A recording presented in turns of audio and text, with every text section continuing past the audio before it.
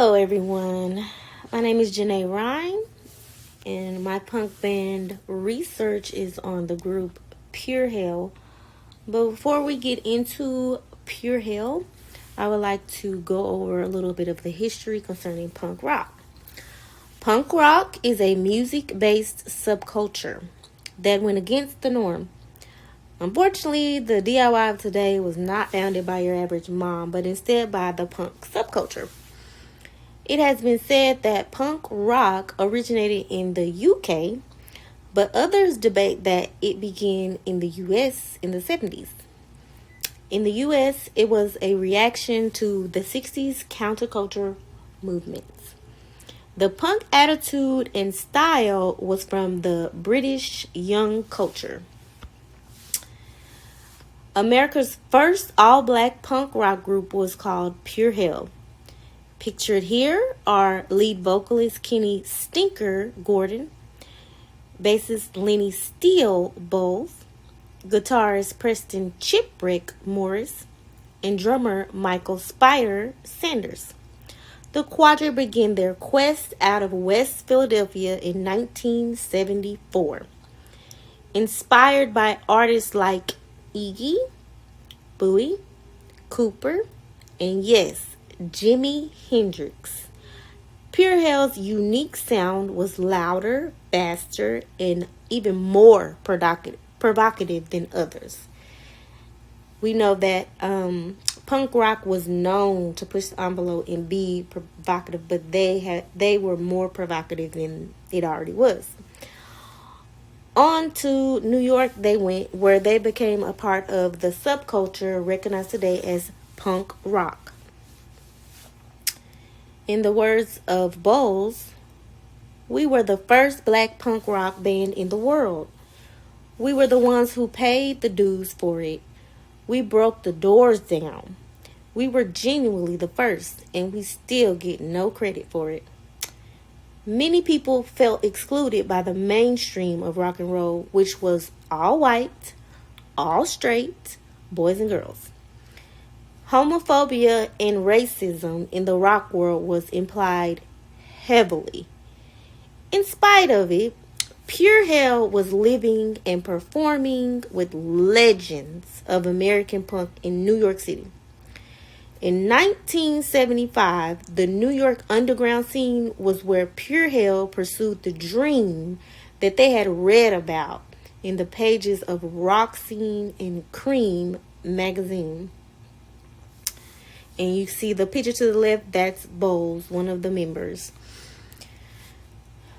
The drummer of the group, Michael Sanders, had a friendship with Neon Leon, who connected them with the New York Dolls, which is another group.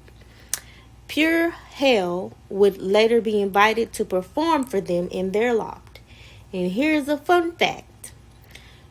When Pure Hell was not able to fit the bill for their room, they bunked up with the New York Dolls. So because of their closeness, the New York Dolls member Johnny Thunders, they were able to get a lot of gigs.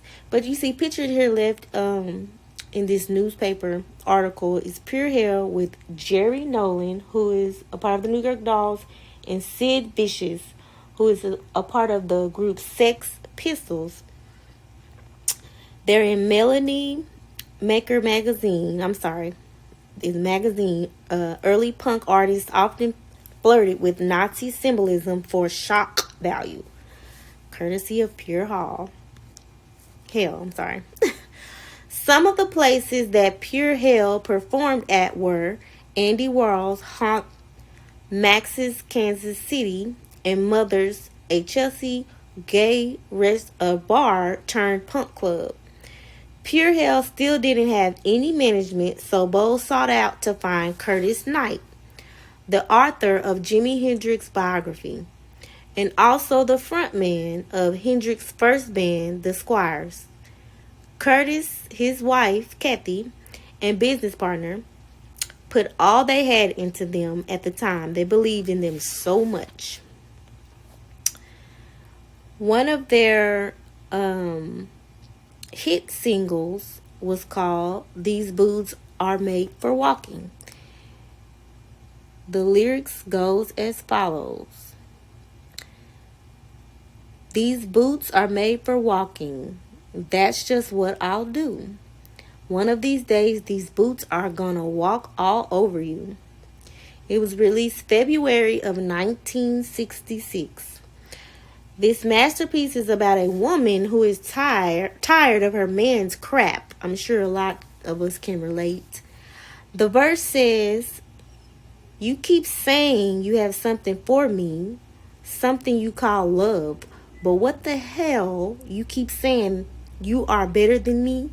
Well, here's what I'll say about that, baby."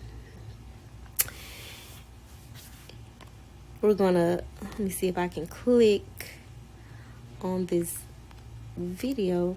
It's not allowing me to click on the video right now, but in the video they're wearing what looks like a cowboy hat, some leather vest. On the back of the vest is a upside down cross, I believe, a double cross, ripped jeans, and these are some of the fashions of punk rock. The chokers, so I see a lot of that in today. It's like it's never going away. It's a part of fashion, and so hopefully you guys enjoyed my presentation, and thank you for tuning in.